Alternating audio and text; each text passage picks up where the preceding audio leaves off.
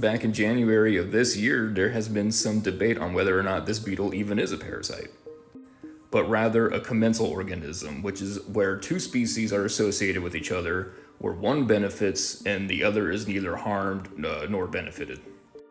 The authors propose that this beetle may feed off of things like dead skin off the beavers, but it's not actually causing any damage to the beavers themselves, meaning that they shouldn't be counted as true parasites.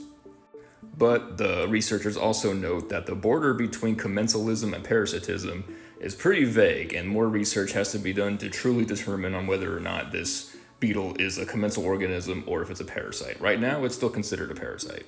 It's interesting that they were first considered to be fleas, because my first thought would have been cockroach.